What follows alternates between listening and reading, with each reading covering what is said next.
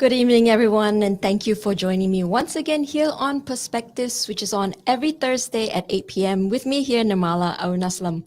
And thank you to all of you who have been consistently joining us and sharing your viewpoints and perspectives with us on the various topics that we've been bringing you.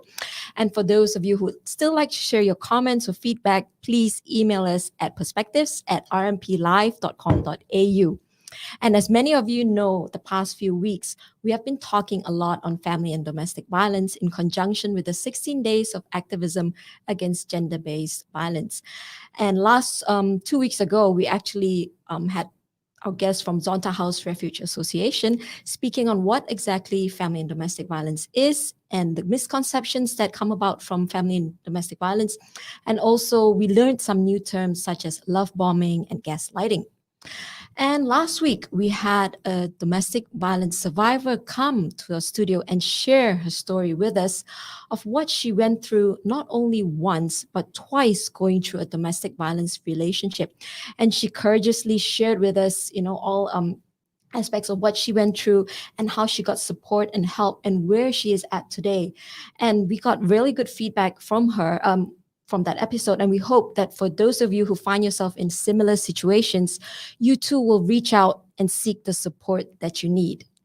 And for this third part of our series on family and domestic violence, we're changing it a little bit. We're bringing to you something a little bit more positive, where we actually want to talk today about healthy relationships. And as we all know, a healthy relationship is definitely rewarding, although at times we may face challenges. But how best do we manage the challenges that we face or conflicts which arise in a relationship? Because undoubtedly, it's difficult to have a relationship without any conflicts. It is bound to arise and disagreements will arise. So how do we manage it best? Coming to a mutual understanding with mutual respect. That's what's important to avoid any friction. So to share her views with us here today, we have a very special guest who's going to teach us how to maintain a healthy relationships. So as we want to see our partners as equals and not one be more dominant than another so that we can all get along with one another. So here with us today is Esther Moathi. Welcome. Thank you. Esther is the coordinator of Call Services from Relationships Australia, and she will be sharing with us her knowledge and getting us to understand better what's a healthy relationship. Welcome to Perspectives, Esther. Thank you. It's good to be here. I'm happy to have you here. So maybe as a start, you could help the viewers understand better to just briefly define what constitutes a relationship. Yeah, that's actually a very big question. But when you think about a relationship in general terms, I mean, you can have a relationship with anybody, a general relationship. You can have, there's a landlord-tenant relationship, all of those. But when you're thinking about an intimate partner relationship, we're talking about that state of being connected to somebody. And they talk about it as the highest level of relationships. There's a business part, there's a friendship part, and then the relationship, intimate partner relationship is the highest intensity. So with that, you have the emotional connection, and then there's also the physical connection. There's all of that. And people might even have that sexual relationship happening there. And so, yeah, that is what it is, being connected at various levels. So it would take a lot to maintain that intimate relationship with someone, right? So what would basically involve in a healthy relationship? Yeah. So when we think about a healthy relationship with an intimate partner, you're thinking about a relationship where each partner views the other as an equal partner. So we're talking about honesty. We're talking about trust. We're talking about respect for each other. We're talking about an equal share in responsibility. So for example, if it's a couple that has children, they will share responsibilities. There will be negotiation. The one party would not feel like they cannot voice their opinion.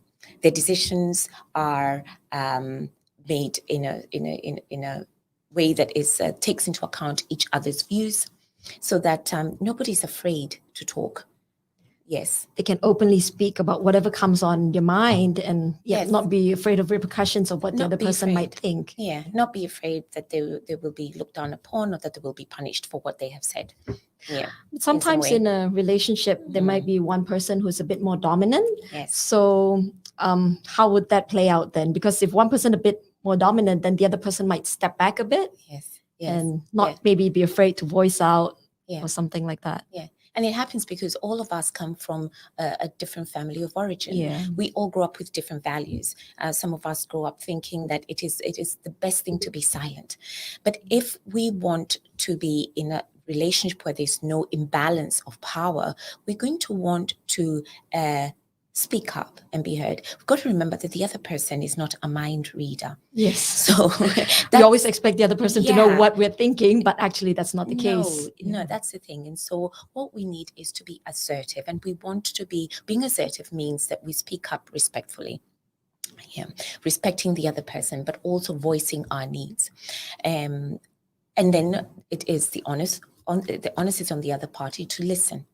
So a big part of effective communication in a situation where one person is dominant is the listening bit and the assertive bit. For the person who is silent, the person who is naturally quiet, to speak up, and for the other person to listen. So when people are responsible for their own selves, they take care of themselves for each other, then it can work best. So it's a lot of give and take, basically. It's a lot of give and take. Because, as you said, so the silent one needs Yes. to step up a bit and be a Yes. bit more assertive. Yes. And whereas the dominant down probably needs to back down and learn how to listen more. Yes. Yeah, so a Yes. lot of give and take. Yeah. And the other assertive one would also need to listen as Yeah. well. Yes. So the listening is a really big part of being in a healthy relationship. Yes. So you mentioned that we all come from different backgrounds. Yes. So how we're brought up would be Yes. different. So how we approach things would be different. Yes. So would you say for a relationship to develop and become stronger, it's better for them to have similar backgrounds where they came from, or at least have similar values? Not necessarily. Well, Okay. values that's such an interesting point that you bring up. It is easier, Mhm. but it doesn't always happen. It's not, yeah. It doesn't always happen. And it is not the fact that people are different. It is the way they manage the differences. So even if they come into the Yes. relationship with, say, very, very different backgrounds and different values, it's not impossible for them to build a healthy relationship. It's not impossible, but some values are intrinsic to a person. They're very, I would say, important. If you bring a value to a relationship that you cannot compromise on, you feel that it is very difficult for you to see around it, then it will present a problem. And I have come across couples who talk about especially issues of faith. Those are difficult Yes. to negotiate. There are other issues like honesty. Those ones are difficult to sort of say, oh, I'm okay if he's not trustworthy, for example. Those are difficult issues. So I think it's very important before a couple form and build or work towards an intimate partner relationship, that some of these values that are non-negotiable, that they are really thrashed out from the outset. Yeah, I was just about to say. So Yeah. basically, I was Yeah. thinking that from the onset, Yeah. we kind of have to speak about it and Yes. basically say what is a must for me, for example. What and can I not let go of? Exactly. Yes. Yeah. So that's important for people to talk about right from the beginning then. Yes, yes. And that's different to having issues crop up in a relationship, which Yes. they always will, as you mentioned in your intro, there will always be issues. Yeah. So definitely there is that part where you will let yourself be influenced by your partner, which can make for an improvement in a relationship that has a bit of conflict. But then, yes, it just really depends on what we're talking about. Yeah. So in the whole process of it, I would definitely say that communication is important because Yes. as we talk, someone listens and someone is speaking. Yes. So how essential is it, or it's like what level of, communication were to make it work? Yeah. What level? Yeah.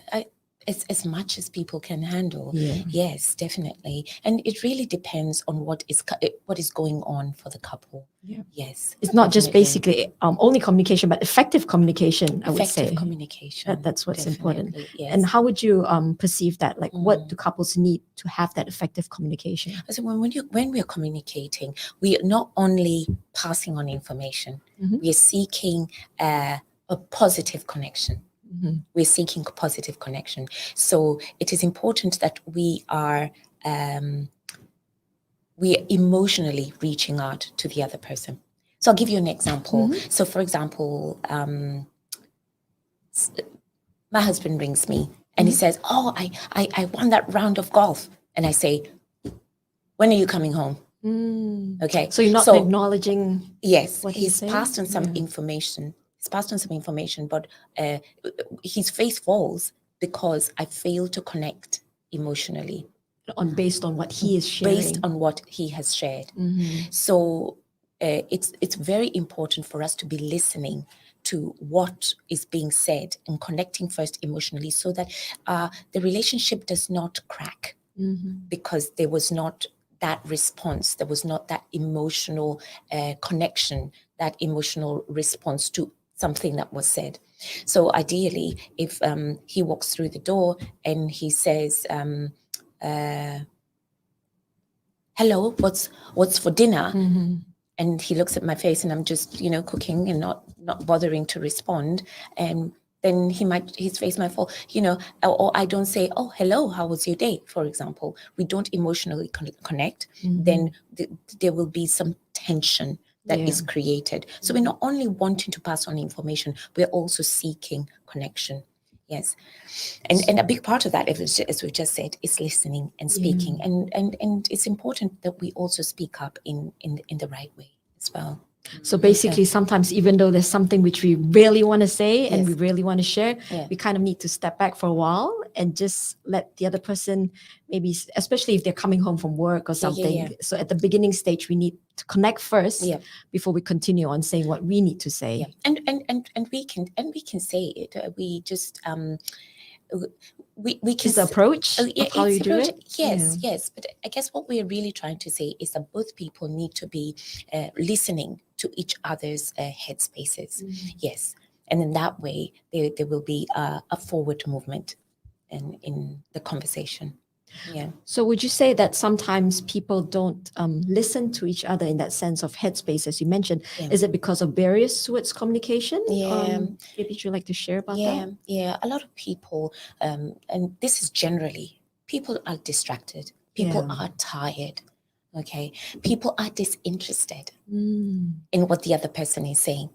And Even so, in intimate relationship, Yes, couple. So how do yes. we regain that interest? yes, and John Gottman, which is who is a researcher we refer to a lot in at Relationships Australia, he talks about the sound relationship house, where he says that couples really need to create a friendship.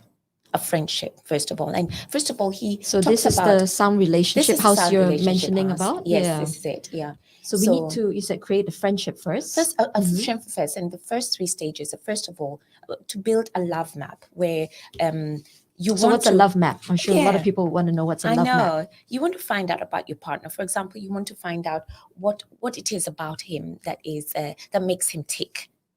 What is it about her that what excites her in life? What is the best thing that has happened to her in her life? What does he want to achieve in the next 2 years, for example? Or what adventure has she been on that she would like to talk about? What is she dreaming of? That is building a love map. So you get to know the person. You could also then cultivate that shared fondness and admiration for the person, where you're not focusing on the bad things or on the negative traits of your partner, but you find something to admire about them.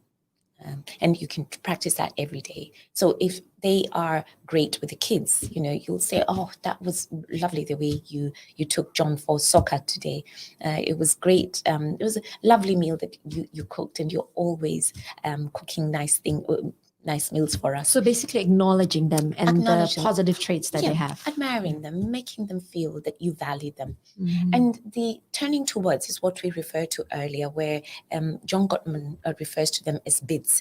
Every time your partner will be making a bid for you, to you. For example, even with that example I gave about the golf, you know, oh, I won 3 rounds of golf. So that's bid for your attention. But if you sort of go, oh, look, when are you coming home? You have you've turned away.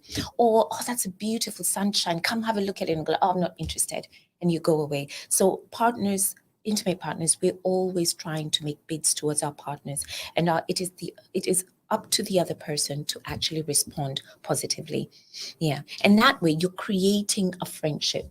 So And if the person doesn't respond, Yes. or it's very difficult for the person to respond, so Yes. how does the other person try to get more of an engagement from his partner to actually get a response? Yeah, I thought you might even ask what will be the effect of that. The effect of that is that the person feels actually quite, pushed away. Yes, for And sure. emotionally, the connection cracks. Remember, we're talking about it's not only about communicating; it's the connection, and emotional connection is so important. So if you're always turning away, then the connection goes. So if you keep trying to make a bid and you're always getting turned away, what will happen? The crack keeps getting bigger. The crack keeps getting, and the connection wide. The disconnection grows. And the disconnection is what causes a lot of relationships to wither on the vine and die. Yeah, that disconnection. But carrying on, John Gottman's Sound Relationship House talks about how we manage conflict, and we'll come back to that. And the other level that he talks about that people can build on is making life dreams come true. So when you get together with your partner, there are certain things that you want to accomplish. So maybe it's studying, maybe it is it could be anything. It could be something that you've always wanted to do. Maybe travel somewhere, go see something that is of particular interest to you. It is a supportive partner will help you make that dream come true. It might not always be possible, but they will show that they support you in your dream. So even though the life dreams is not what both of them want, it might just be one person, but basically what's important is the other person supporting your partner's life dreams. That's exactly right. And that's why you're doing life together. There's no there's no one person in that. Person. Exactly. That's why you're two it's of a partnership. So you're doing life together. So you want to make each other's dreams come true. Yeah. Because again, you have to remember that people are individuals. Yes. And your individuality should not disappear because you are two people trying to make a life together. Yes. We should maintain our individuality and do what interests us, but at the same time, there has to be compromise from a partner and both see along the same lines. And look after the needs of the relationship. We can help fulfill each other's needs. Yes. And make sure that each of us has a win-win situation. And we'll talk about that. Which is very important. I just want to come back to you mentioned about Bill Love Maps. Yes. I just want to mention a little bit about that because when you say, we want to get to know the person and what's important to them, and so we appreciate them in that sense. I think what happens if we can see, I think it happens in a lot of relationships. In the beginning of the relationship, that's what happens. They pay attention to each other, and really take the effort to get to know what are their likes and dislikes, and make the effort to, go along with all the likes, and even if say one person likes, as you said, traveling, then they'll do traveling or cooking, But over time, I think that slowly fades. So I agree. Yes, in the beginning they all build the love maps, but I think what might be a bit difficult is to maintain it. That's it. Yes. Yeah. And that's why John Gottman talks about cultivating it. It is not something that is done once for a few years, and it's just a constant working at it. Relationships take work. It's the a lot effort of work that you put into it. You get as much as you put in. Yes, and that's the thing. And you were talking about what barriers there are just before that. And we talked about Sound Relationship House, how you can strengthen the relationship. The last bit, creating shared meaning, would be about rituals that you do together that make them meaningful for you. It could be something that is special to to both of you. Maybe once a year or every week, you do something that is special to you, and that is creating shared meaning. But then, so it doesn't matter whether it's big or small, as long as it's something that they it's both want to something that do is both, and yes, meaningful. and it could be as many as you want, little rituals that you've created for yourselves that mean something. But coming back to barriers, we talked about communication, being able to listen, being able to speak up. So people generally are disinterested, are not listening, and all of that. But then people also fuel conflict. So could you give an example? So what do they, Yes, how do they fuel the conflict? definitely. Well, John Gottman talks about four horsemen, the four horsemen of the apocalypse. And you know, when you think about the apocalypse, it spells disaster. And in his research, he has researched over 40 years, and he can predict which couples will separate or are headed towards divorce. So he predicts it right from the beginning. Wow. By observing them over Yeah. time. And the presence of criticism, the presence of defensiveness, the presence of contempt, and stonewalling. Those four, if they're always present in a relationship, they can spell disaster. And it's important to be alert to the ways that we're interacting with each other that creates and fuels the conflict. Well, let's not say create so much as fuel, because conflict happens. Yes. Whether people love each other or not, the conflict will be there. It's just a product of the environment, and that is a fact. However, if we are putting in these four horsemen, we're criticizing in the process, we're full of contempt for our partner, and we're defensive, and then a lot of us say, speak to the hand, I'm not engaging. That is stonewalling. Then we will find that then that is a barrier. All those are barriers. And we talk about criticism. It's when you attack someone's personality. So you say, you're so stupid. How could you do that?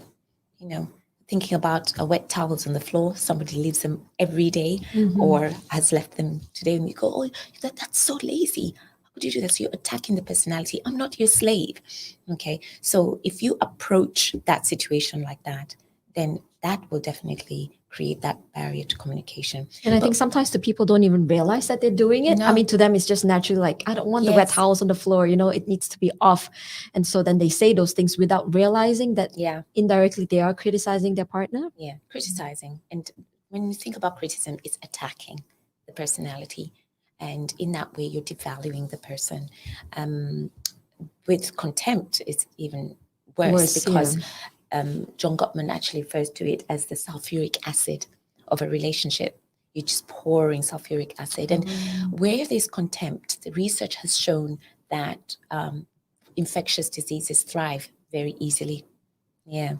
Because with contempt, you look down on the person, you sneer, you're sarcastic, you roll your eyes at the person. You generally make them feel that you're better than them. And that has the effect of making the other person feel less than.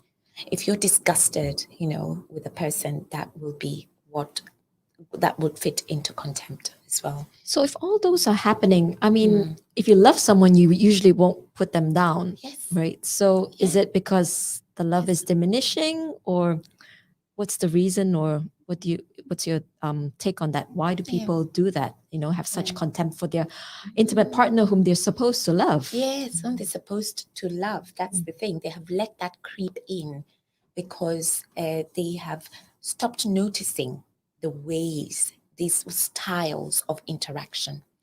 I mean, we have heard of couples that go out on group gatherings with others, and they make fun of their spouse or their partner. In front of their friends, sarcastically, they put them down, but they still say that they love them, and they say that this is in jest, you see. And some people say it's cultural.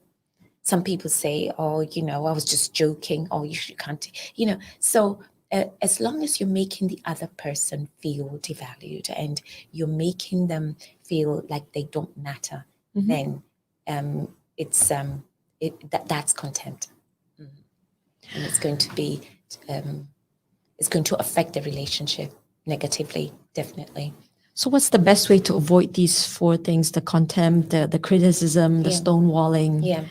how do people avoid it? Yes. Oh, well, if we, What's the best? Because I think, like what we said, sometimes criticism, people don't yeah. realize they're doing it. Yes, there's their antidotes. Yes. So we all want to complain about something. We don't like wet towels on the floor. Yeah.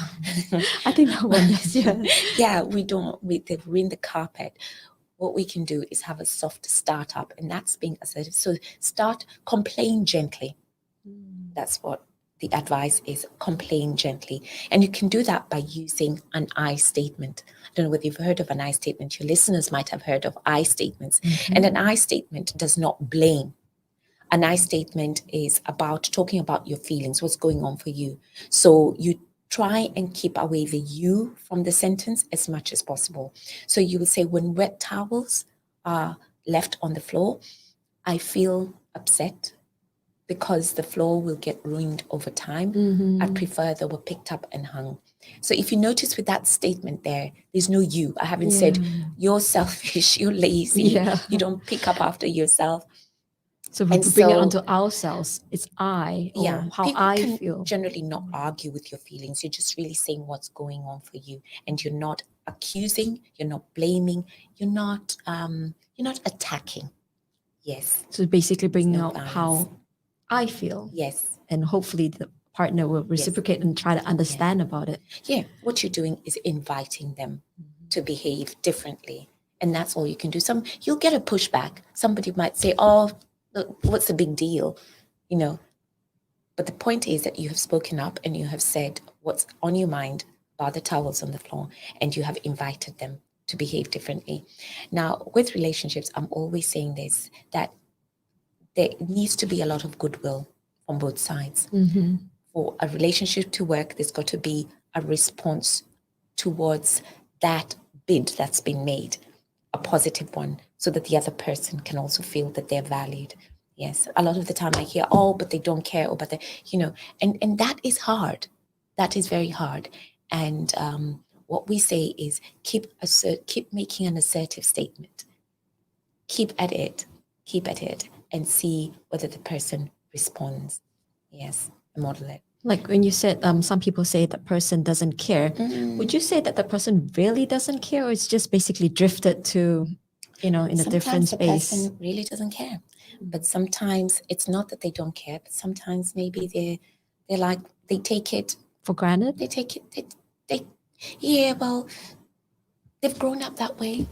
Maybe they don't see why they should change. Okay. Maybe they're just oblivious to what's going on.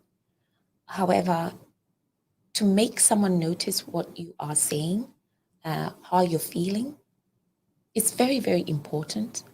And keep trying to make them see what's going on. Yeah. Some people say, oh, this is just me. I can't change. And therein lies the problem. And sometimes some people have gone on to the point where the situation has become so bad that they think, oh, this person completely does not care. It takes time for people to be able to unravel that. Yes, to see whether it's just a lack of caring. And with contempt, the antidote to that is what we talked about before, building a culture of admiration, respect, friendship. You wouldn't treat your best friend with contempt, would you? And a lot of the time, you'll find that if you're sneering, or your partner is selling you a story, and what happened today at work, and you're like, oh, that same old thing again, and you're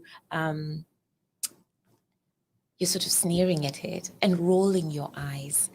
You wouldn't do that to a best friend. So sometimes we're a bit harder on our partner than others. Yes, and the question is why. The question is why. It's a big why. Yeah. And your listeners might have seen some of these pictures that have different perspectives, where you look at a picture and you're going, oh, I can see a word, I can see a face, I can see, have you seen those pictures on the internet? Multiple images. Yes. Now, we don't look at our friends and go, oh, how come you can't see a face? I can see their face. And we're not friends with them. But that's the same thing with relationships. We're all coming in with different perspectives.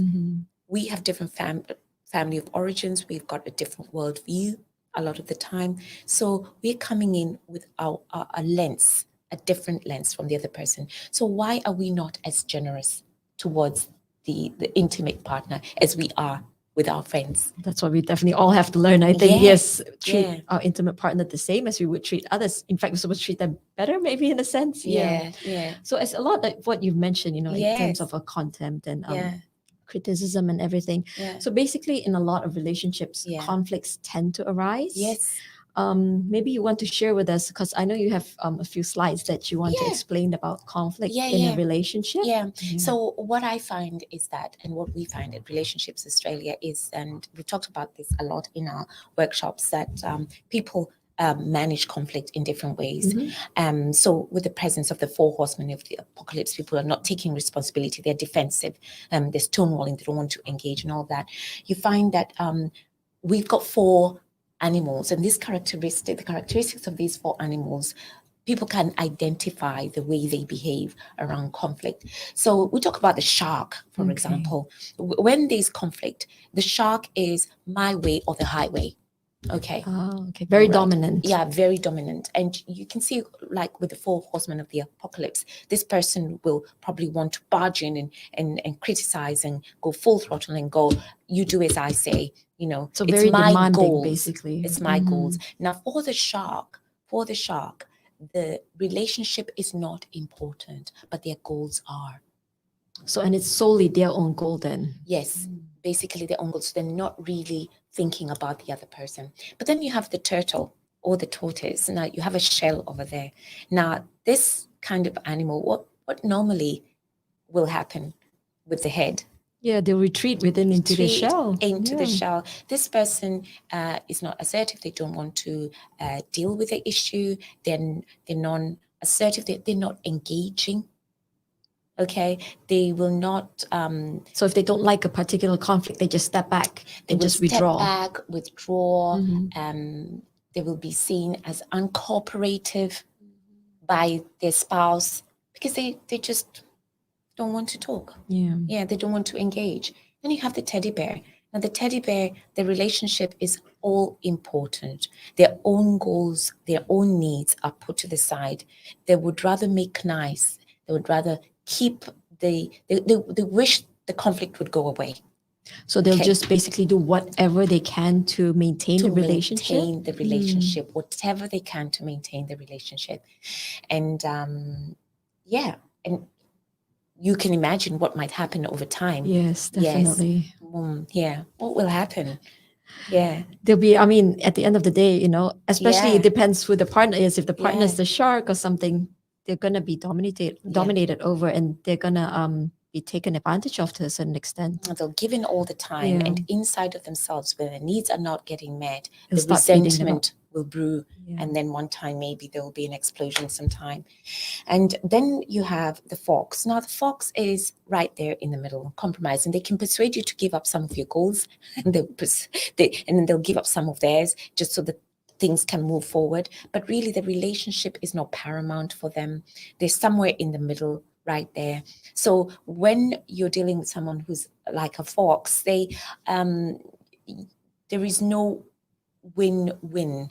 There will be your goals will not be met, their goals will not be met, and it's just floating around. They're floating along, and they're the masters of compromise, but the relationship is not paramount. Because in all of this, we're thinking to ourselves, how important is a relationship to us? And the relationship is important.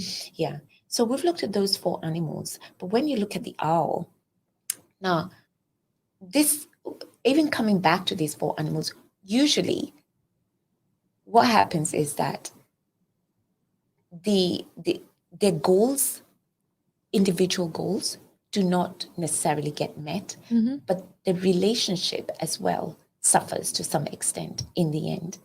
All right. But with the owl, what's the characteristic of the owl? They're usually wise. They put the needs of the relationship first, and then they work towards a solution, towards the conflict that ensures that there is a win-win. Yeah. So it's a little different from the teddy bear, because the teddy bear also wants the relationship to work, but they give in a lot. They give it, their goals are not met. Yeah. Their needs and their needs are unfulfilled. Whereas with the owl, It's more balanced. they get their needs met.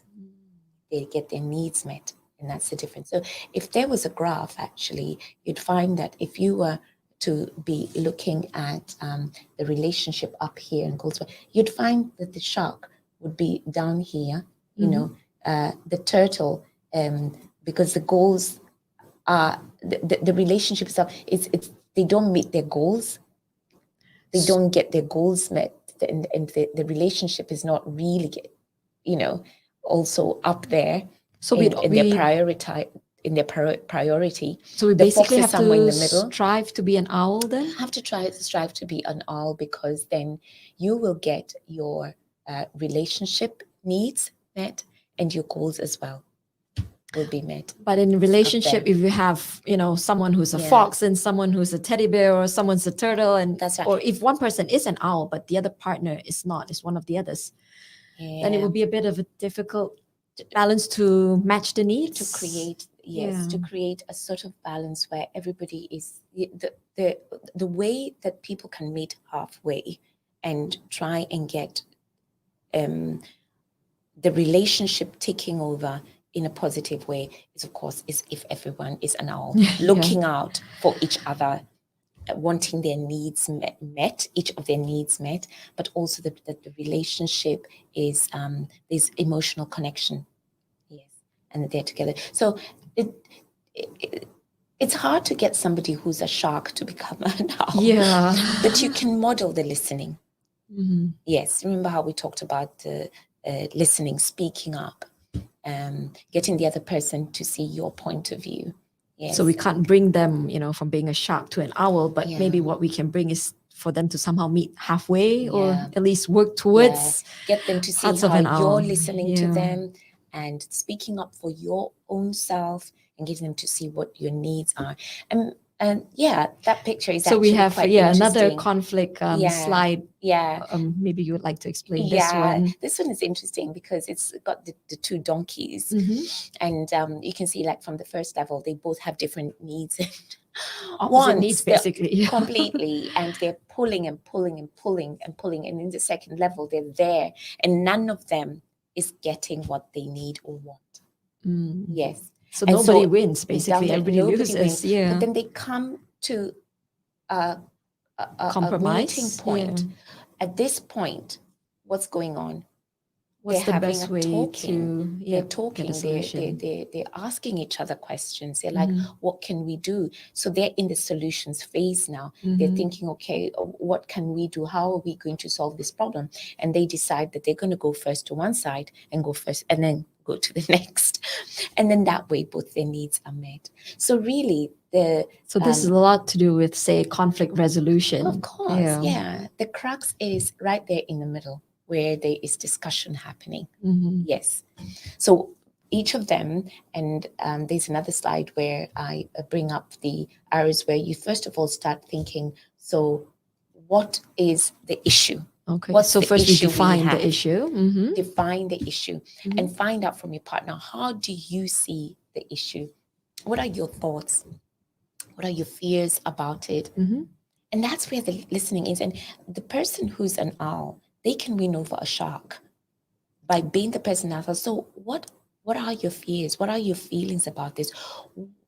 What makes it mean so much to you to do it this way? Okay. And then that way, when the shark sees you trying to get their perspective and listening, you soften it, don't you? So it's not impossible. It is possible to bring the shark towards you. Not always. Not always. But you can try. Yeah. But you can try. Because then that part where it says, how does my partner see this? It's not just about me. A lot of the time when we're faced by a shark, we're always like, oh, they overwhelm us, isn't it? So we try not to aggravate them even more. Try not to aggravate. But what if we try to listen? What if we tried to have a sense of where they're coming from? And then, then suggest solutions and be creative. It says be creative around this, anything. And it just demands that both of you sit together. A lot of the time it's good to set a time where it's not 11 o'clock at night, Yeah. time when both of you are not tired. Have a paper, keep it to one issue, keep it manageable, set a time, so that a time limit to the discussion, so that you're not going over time. And if you're not finished, come at it again. A decision after that, act on it, and then later on you can evaluate it, but renegotiate if necessary. Would they have to come to a common decision, or what if they still can't, come to a mutual Yes. decision, and Yes. they have different ideas? Yes, yes. So they just basically still have to keep talking And it that's out. where the creativity comes in. What are the solutions? How can we make it work for both of us? It might mean that the solution is, okay, let's first of all focus on this. I mean, when you think about the different problems that people are faced with, it could be like anything, like where do we buy a house, or our kids need to go to school, private school, and one person is saying no, they don't. Those things you can thrash out. Why is it important for them to go to private school? Can they go to a similarly good school, but one that's not so expensive, for example? So you come up with solutions, writing them down, and you'd be surprised what comes up.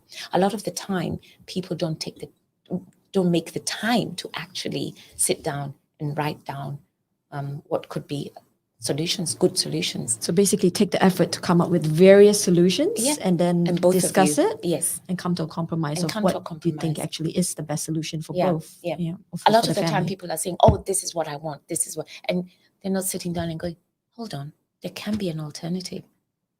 What is important to us? Yes. What will work for us in the long run? Yeah. So after they've come up with a decision and everything, so they need to act on it and then evaluate whether it has been working. Whether it has been working. Yeah. And I mentioned about the school, it could be anything about, maybe if it's probably housework. Yeah. It could be Dividing housework. the housework. See how it's working after a few weeks. And then you can renegotiate if necessary. Yeah. So all these processes to manage conflict is really important, because if it gets too bad, sometimes the conflicts or disagreements, if it escalates, it can lead to domestic violence, which definitely is something that we want to avoid. Yes, definitely. So it goes back to basically managing the conflict. Goes back to and must remember that with domestic violence, it's a pattern of behavior. So we would not want to put conflict in the same basket, in the sense that if you have a disagreement today, because conflict is a disagreement, and we've got to also remember that conflicts come in various categories. There's the solvable issues, where it's about what are we eating for dinner tonight, or maybe even how to discipline the kids. It's just about the situation. It can be solved. It doesn't have an underlying agenda underneath. But then there's perpetual conflict, and the perpetual conflict happens all the time. This is about personality difference. This is about lifestyle. As I said, we all come with our different lenses. Maybe for my way of relaxing is watching a movie, but his way is going out to a concert with loud music. Okay, totally opposite. So this will always be a perpetual thing that comes up. How do we solve that? Then there is also the gridlocked ones, where you find that it's perpetual conflict that has become so mismanaged that it always feels like you're turning a wheel all the time, and it's a hidden agenda. Maybe someone is trying to get you to do something. But conflict, unless it is repeated, unless it's a repeated pattern of criticism, contempt, bullying, putting down someone, a pattern of behavior that is about controlling the person and making the person fearful in the way they criticize, in the way they use contemptuous words and behavior, then it's separate to domestic violence. So yeah, one just has to watch out for the pattern. Yeah, if it's a pattern, a repeated pattern with a motive to instill fear. Yes. So those would definitely be red flags that we have to look out for. Exactly, exactly. Because definitely with contempt and criticism, if it's used repeatedly over time, yes, that then is emotional abuse. Yes, yes, but not the one off, Yeah. not the one off where somebody just, calls you names. Yeah, because definitely in a relationship we can't Yes, avoid conflict. yes, So Relationships Australia yes, actually have many programs to help couples yes, in dealing with these conflicts and managing yes. it and building the healthy Mm. relationships. Maybe you could just run us by Oh, some yeah. of the programs. Yes. So we have workshops for couples. Mm-hmm. Uh, if we couples who come to us just wanting to know how to communicate well, we've got healthy conflict in relationships, which communication in relationships as well. Those two are 2.5 hour courses, Mm-hmm. evening ones. For longer, more in-depth work, people can sign up for communication for couples. Uh, an 8-week course called Building Better Relationships is also available for couples. There's also another one called Seeking and Keeping Your Next Relationship. And this one is primarily for single people who are really wanting to start an intimate relationship and are not sure what they need to put in place before they launch into one. So best that they know the steps before going into one. Yeah, I think that's a very Yes, good idea. yes, yes, yes, yes, Yeah. yeah. I think you shared a lot of insights and information with us. Maybe you would I like hope to so. just give us a quick summary of what you would say would really help to strengthen and build a healthy relationship. Yes, yes. I feel that, first of all, a relationship is work, it's what you put into it. So the effort that you put into that sound relationship house and getting to know your partner, in being a friend to him, being a friend to her, um, getting to know them, but also communicating well, not only just to pass on information, but to connect emotionally and speaking up in a respectful way. Those elements will make a healthy relationship. Yeah. Remembering that a healthy relationship is really about seeing the other person as your partner, as your equal. Yes.